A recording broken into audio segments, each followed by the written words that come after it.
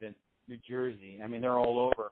But that's the difference of the companies, of why these companies are very successful, because it's the relationship you have with industry, with the representative.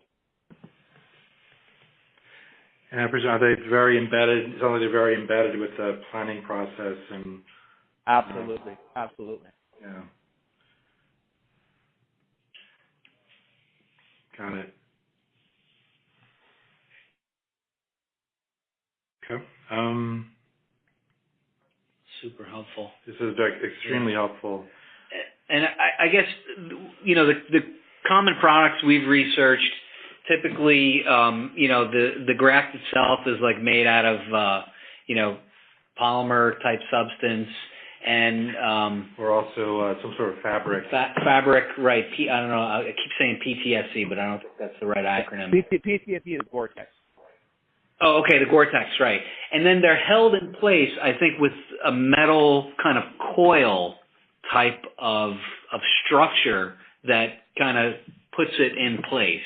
And I was wondering, is that typically the only sort of way to seal it in there, or is there other products out there that we might not be aware of that use, I guess, a different technique to secure the stent in place or the graft in place?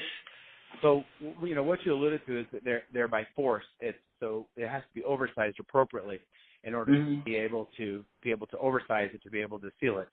Okay, now that's one way. The other way is that the Medtronic they have little spikes that come out and they kind of engage, but at the same time that's also made of nitinol. So as soon as it's in warmth, those expand as well. So basically, those are really the only ways of being able to seal these things, is by expansion, oversizing and expanding. So you have to know. That's why you have to know the size of the thing. Right. But Medtronic has a more.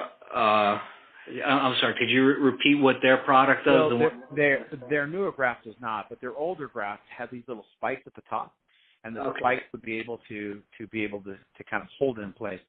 The talent today does not have that. So it's back to more of a coil with the outward pressure. Same thing. Force, yes. Force. Yeah. Okay. Gotcha.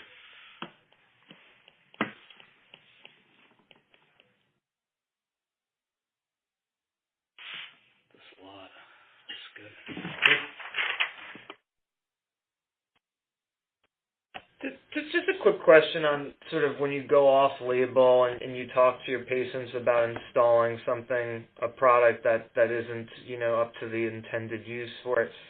Does insurance typically cover a procedure like that?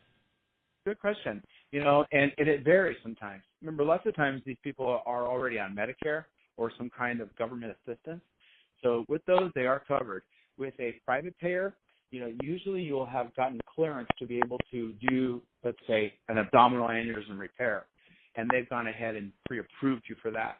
There wasn't a question in regards to if you're doing a device that's off-label, on-label. Those questions will arise at the time of getting clearance. Okay. Gotcha. So it's more, we've gotten approval to cover you for the repair, and within that approval, you have the freedom to go off-label, on-label, whatever is in the patient's best interest. Absolutely. It's just assumed that you're on the label, but yes. Right. But they're not sitting there getting that granular with their approval process. No. Got it. And if something happens later on down the line because of installing an off-label or using a product in its unintended use, is there any repercussions from an insurance perspective for the patients down the line because something was caused? Like, when insurance going to say, well, you're having these problems, but you took that risk using a device that, in a way that it wasn't intended to be used. Like, have you ever seen anything like that? I'm just wondering, sort of. No, I haven't. I don't think that the insurance companies get that into it. I mean, these are sometimes, it's usually some, I would just say, general person with some little bit of medical knowledge that does these approvals.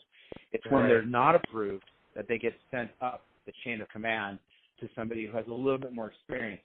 You're usually not going to find a surgeon as that person. You're usually going to find somebody in primary care or a hospitalist. And then at that time, let's say it gets turned down, then they have a physician